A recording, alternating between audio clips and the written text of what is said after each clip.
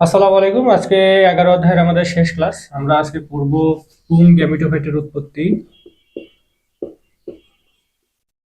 গ্যামিটোফাইটের উৎপত্তি। আমি শারীরিকভাবে একটু অসুস্থ, এই জন্য হয়তো আজকের ক্লাসটা অত আহ, ভালো নাও হতে পারে, যেন আন্তরিকভাবে দুঃখিত। তো গতকালকে বা গত ক্লাসে লেকচার 2 আমরা পড়েছি স্ত্রী গ্যামিটোফাইটের উৎপত্তি, কিভাবে ডিম্বক বা ডিম্বাণু তৈরি হয়।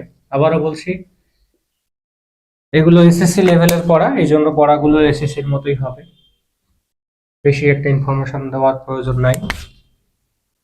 তো আমরা এখানে দেখেছি ডিম্বক তৈরি হয়, দুইটা সহকারী কোষ তৈরি হয়, দুইটি পোলার নিউক্লিয়াস বা মেরু নিউক্লিয়াস থাকে এবং উপরে 3টি প্রতিপাদ কোষ থাকে। আমরা পুং গ্যামেটোফাইট অর্থাৎ শুক্রাণু তৈরি করব। তো শুক্রাণু তৈরি করার জন্য একটা ফুলের পুরুষ অংশ হচ্ছে পুং স্তবক। আমরা এটা পড়েছি, এটা হচ্ছে পুং স্তবক। হ্যাঁ, পুং স্তবকের ভেতর কি থাকে? পরাগরেণু থাকে। তো পরাগরেণুগুলো কিভাবে তৈরি হয়? এখানে ওই একই কথা, এটা হচ্ছে জননাঙ্গের আবরণী টিস্যু। এই আবরণী টিস্যু থেকে একটা 2N কোষ আসে। হ্যাঁ, মাইটোসিস প্রক্রিয়া আসার পরে এখানে মিওসিস হয়। মিওসিস হওয়ার পরে কি হয়? 4টা এন অর্থাৎ হেপ্লয়েড কোষ তৈরি হয়। হ্যাঁ, 2N থাকলে তাকে বলা হয় ডিপ্লয়েড, আর এন থাকলে তাকে বলা হয় কি? হ্যাপ্লয়েড।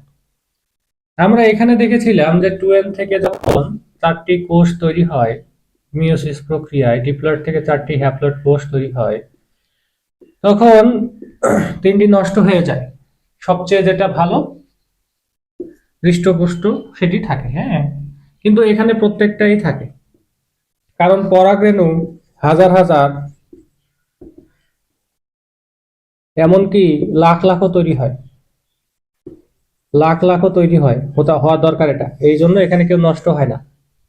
এই 2N কোষ থেকে যে 4টা কোষ তৈরি হলো, ডিপ্লয়েড কোষ থেকে হ্যাপ্লয়েড, 4টাই থাকলো। ঠিক আছে, তো থাকার পরে কি হয় আমরা এখানে দেখি যে এইটা মনে করো এন কোষ এখানে একটা আছে, পরাগায়ন হলো, হওয়ার পরে চলে আসলো বাইরের দিকে। তো বাইরে আসার পরে কি হবে? আমরা এরকম একটা পরাগরেণু দেখি, এগুলো বাইরে কন্টকের মতো কাটার মতো থাকে, যেন গর্ভমুণ্ডে পড়লে কি হয়? গড়িয়ে না পড়ে যায়। তাহলে এই যে কোষের নিউক্লিয়াসটা আছে, এটা কি? এন কোষ। এখান থেকে কি হবে? এখান থেকে একটা মাইটোসিস প্রক্রিয়া হবে। মাইটোসিস প্রক্রিয়া কি হবে? যা ছিল তাই তৈরি হবে। গত ক্লাসগুলোতে একটা জিনিস তোমাদের আমি ক্লিয়ার করি নাই, সেটা বলি। সেটি হচ্ছে 2N এর যদি মাইটোসিস হয়, 2টি কোষ তৈরি হবে, 2N তৈরি করবে, ডিপ্লয়েড থেকে ডিপ্লয়েড তৈরি করবে। হ্যাঁ, এন এর যদি মাইটোসিস হয়, 2টি কোষ তৈরি করবে, এটাও হ্যাপ্লয়েড এটাও হ্যাপ্লয়েড। যদি 3N ট্রিপ্লয়েড এর মাইটোসিস হয়, তাহলে 2টি কোষে তৈরি হবে, কিন্তু এটা হবে 3N, এটা হবে কি? 3N। বোঝা গেছে বিষয়টা?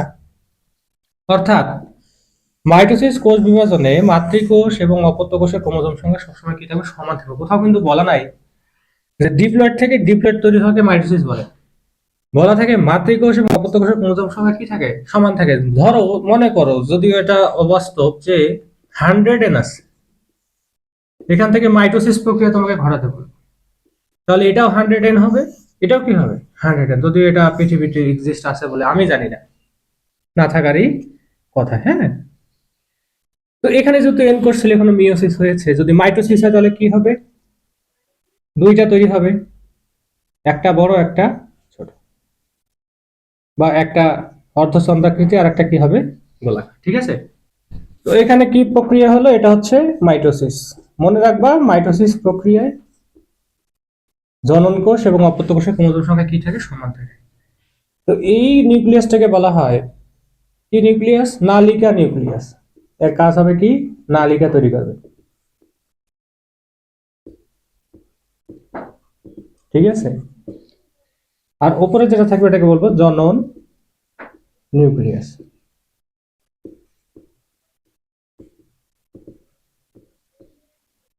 ওকে, তোমার যদি চিত্রগুলো দরকার হয় তোমরা ড্রয়িং করে নিবা। হ্যাঁ, তো মাইটোসিস প্রক্রিয়া হলো, তো এইটা যে পরাগায়ন হয়েছে, এখানে কি হয়েছে?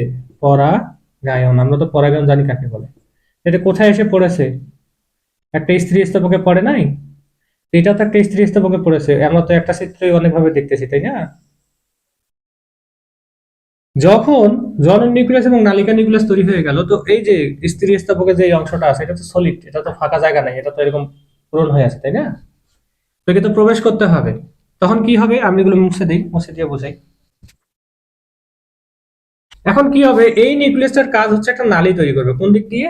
এই যে স্থিতিস্থাপকের গর্ভ দণ্ড দিয়ে, ঠিক আছে? এর কাজ হচ্ছে কি তৈরি করা? নালিকা তৈরি করা। তো নালিকাটা কিভাবে তৈরি হবে আমরা একটু দেখার চেষ্টা করি। এই যে নালী তৈরি শুরু হলো, হ্যাঁ, তৈরি শুরু হলো।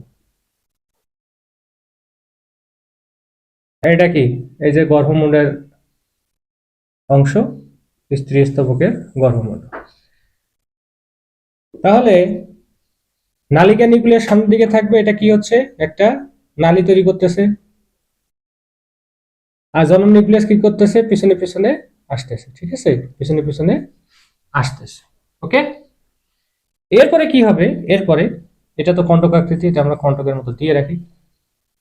আর একটা চিত্র যদি আমরা দেখি, চিত্রটি যদি আমরা দেখি তাহলে কি হবে, যে এই যে পরাগরেণু যে বাইরের অংশগুলো, এগুলো ভেতরে বাইরের দিকে থাকলোই, আর এটা কিন্তু প্রবেশ করতেছে কোন দিক দিয়ে? স্ত্রী স্তবকের গর্ভ দণ্ড দিয়ে। এখানে আর একটা কাজ হয়, দেখো, এটা তো যাচ্ছে, তাই না? এটা একটা নালী তৈরি হচ্ছে, নালিকা নিউক্লিয়াস নালী তৈরি করতেছে। কিন্তু এ আবার করবে কি জানো? এই যে জনন নিউক্লিয়াস আবার আরেকবার একটা মাইটোসিস ঘটাবে। তো মাইটোসিস ঘটালে কটা হবে? আবার দুইটা। কটা তৈরি হবে? দুইটা। বুঝছো? তাহলে এই দুইটা কিভাবে তৈরি হলো? জনন নিউক্লিয়াস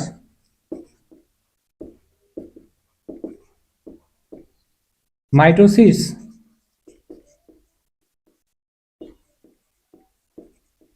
কোষ বিভাজনের মাধ্যমে দুইটি নিউক্লিয়াস তৈরি।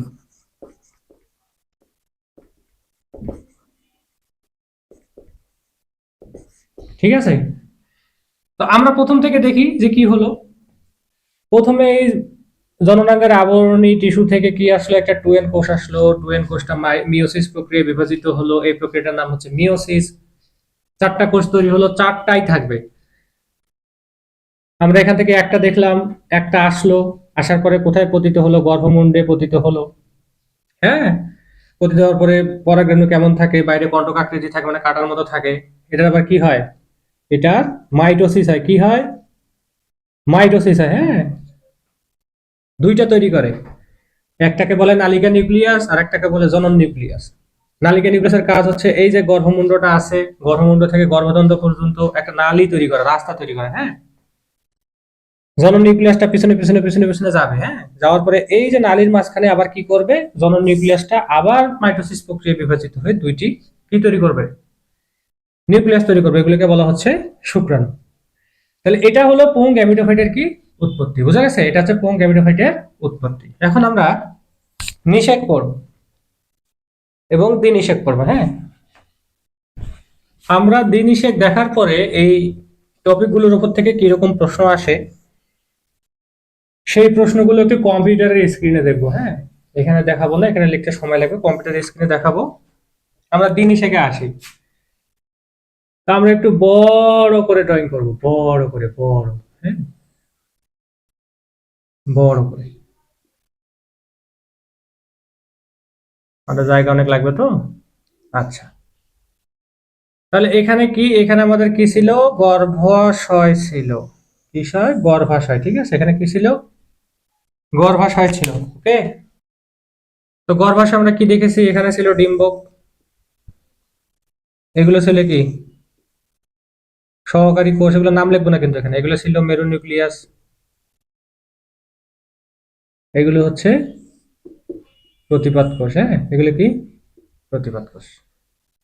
তো আমরা ওই যে একটু আগে যে পুংগেমিটোফাইট তৈরি করলাম, মানে শুক্রাণু তৈরি করলাম, ওটা তোমরা এখানে ড্রয়িং করে ফেলো।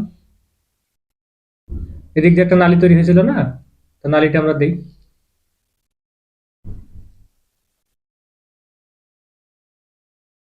নালীটা দিলাম, হ্যাঁ। এখানে একটা ছিদ্র তৈরি হলো। নালিকা নিউক্লিয়াসের কাজ হচ্ছে কি? কাজ হচ্ছে এই যে গর্ভদণ্ড আছে সেটাকে ভেদ করে নিউক্লিয়াসকে নিয়ে আসা। প্রথমে ছিল কি রকম, প্রথমে ছিল এরকম একটা নিউক্লিয়াস ছিল আর একটা জনন নিউক্লিয়াস ছিল। মাঝপথে এসে কি হলো, একটা নালিকা নিউক্লিয়াস ছিল, জনন নিউক্লিয়াস কটা হয়ে গেল, দুইটা হয়ে গেল, তাই না? কটা হয়ে গেল, দুইটা। তাহলে এখানে দেখো আমরা এখানে প্রবেশ করলো মনে করো, তো প্রবেশ করলো নালিকা নিউক্লিয়াসটা আমরা একটু এভাবে দিই, তাহলে বুঝতে সুবিধা হবে। এখানে একটা নালিকা নিউক্লিয়াস প্রবেশ করবে, আমরা একটু একটা বড় করে দিই, তাহলে বুঝতে সুবিধা হবে। আর দুইটা জনন নিউক্লিয়াস, ঠিক আছে? এটাকে বলা হয় নালিকা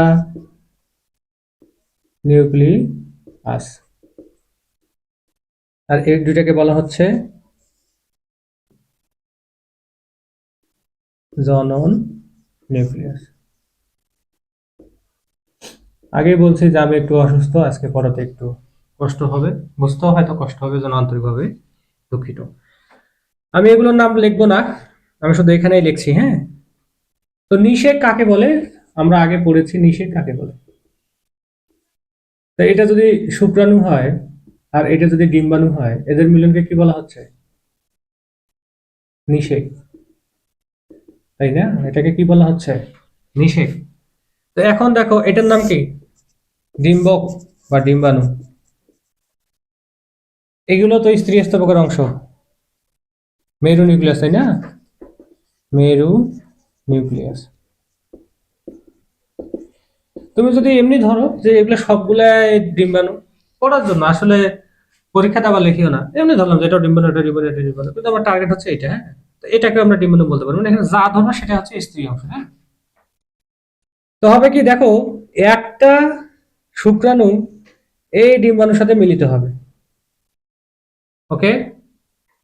আর একটা শুক্রাণু বা জনন নিউক্লিয়াস এই মেরু নিউক্লিয়াসের সাথে যুক্ত হবে। বোঝা গেছে? তাহলে দেখো ডিম্বাণু এন, হ্যাপ্লয়েড ছিল, এটা কি এন। তাহলে আমরা যদি এখানে লিখি ডিম্বাণুর একটা নিউক্লিয়াস ছিল প্লাস শুক্রাণুর একটা নিউক্লিয়াস চলে আসলো, বা শুক্রাণু নিজেই চলে আসলো, তাহলে দুইটা মিলে কি তৈরি করলো, 2n। এখানে দেখো মেরু নিউক্লিয়াস কটা ছিল, দুইটা, ওর সাথে যুক্ত হলো আর কটা, আরো একটা এন যুক্ত হলো শুক্রাণু। তাহলে এখানে যে তৈরি হচ্ছে, কি কি তৈরি হচ্ছে দেখো, এখানে এন যোগ এখানে কি এন সমান 3n। বুঝতে পারছো? তাহলে এটা হচ্ছে কি 3n। এটাকে বলে ডিপ্লয়েড, 3 হলে তাকে বলে ট্রিপ্লয়েড, ট্রিপ্লয়েড, ওকে? তাহলে এই জায়গাটা কি ট্রিপ্লয়েড, এই জায়গাটা কি ডিপ্লয়েড। তো এই যে এখানে যে এইটা মিলিত হলো, এটা তৈরি করবে বিষ, বিসি যেটাকে বলা হয়। আর এই অংশটা তৈরি করবে ফল বা অ্যান্ডোস্পার্ম বা শস্য। দেখো অনেকে বলবো যে এটা ফল না, আমি বোঝানোর জন্য ফল বললাম, হ্যাঁ? এটা আসলে অ্যান্ডোস্পার্ম হবে, ঠিক আছে? ওকে, এটা কি হবে, অ্যান্ডোস্পার্ম হবে। তো এখানে এই যে এখানে এসে যে কি তো প্রবেশ করলো, শুক্রাণুটা প্রবেশ করলো, এই অংশ বাদ দিয়ে যত বড় অংশ আছে, এই অংশ বাদ দিয়ে যত বড় অংশ আছে, গোটাটা তৈরি করবে কি ফল। মোট কথা গর্ভাশয় ফলে পরিণত হয়, কিসে, ফলে পরিণত হয়। আর ডিম্বক বীজে পরিণত হয়, বীজে পরিণত হয়, ঠিক আছে? একটু ক্লিয়ার করে দেখানোর চেষ্টা করি, এটা একটু হিজিবিজি হয়ে গেছে, হ্যাঁ? এখানে দেখানোর চেষ্টা করি ছোট করে। এটা যদি একটা গর্ভাশয় হয় ডিম্বক যন্ত্র, এটা হচ্ছে কি ডিম্বক, এটা হচ্ছে সহকারী কোষ, এগুলো হচ্ছে প্রতিপাদ কোষ, এগুলো হচ্ছে কি মেরু নিউক্লিয়াসের সাথে যুক্ত হয়ে গেল। এটা কি তৈরি করবে, বীজ। আর বাকি যে অংশটা আছে, এই যে বাকি অংশ, এটা তৈরি করবে কি ফল। বুঝতে পারছো? এখন দ্বিনিষেক কেন বলা হচ্ছে দেখো, আমরা একটু দ্বিনিষেক ভাষাটা বলবো, দ্বিনিষেক। দ্বি মানে দুইবার, দুইবার,